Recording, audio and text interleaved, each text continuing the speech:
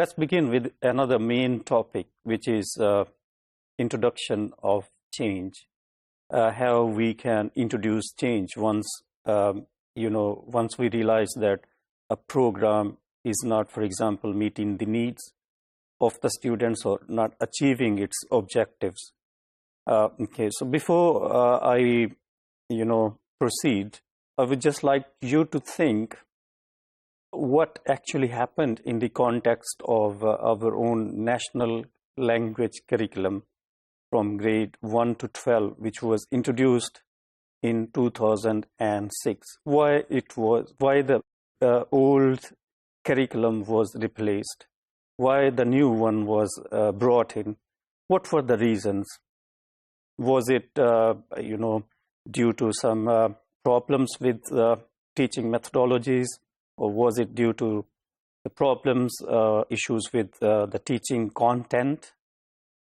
It's your job to just reflect and see why we got a new curriculum then in 2006. And were the teachers taken into consideration? I mean, because teachers are the main group who use the curriculum. Were their views collected? So these are the issues which we gonna discuss now in introducing change, how we can introduce change, what could be some of the conditions which govern the change, and how the change could be made realistic, right? This is just an introductory module where we're going to see the significance of change. Before a change is actually undertaken or introduced, what we need to pay full attention to different dynamics, different things. For example, we need to take into consideration what the effect of the change going to be on its users. Like I said before, teachers, language teachers form the central or the main group as its users. So what what effects it can have, the change on its users. Here the users could be the learners or the heads of the institutes or the schools. So what we need is just to take a systematic approach to see some of the socio-cultural factors before bringing in the change. So for example, before introducing, if for example, if the government, Punjab government or any, government from other province, they want to introduce a new curriculum or new textbooks, what they need is just to see whether the new textbooks, don't touch upon the sensitivities of the culture of its users, right?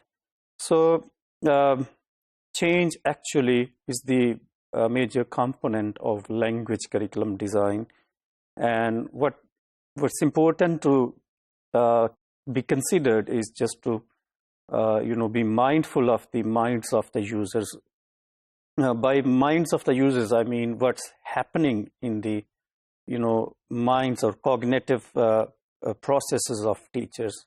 So it's important how teachers view the change, how the learner's gonna view the change, right? And it's important to keep a look at the change.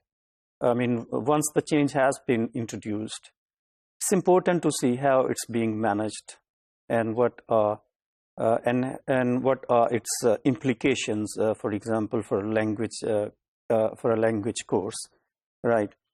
We'll continue to see, when we're going to discuss introducing change, for example, how a new course book can be introduced and how new teaching approach can be introduced and what are its implications. New techniques, for example, different,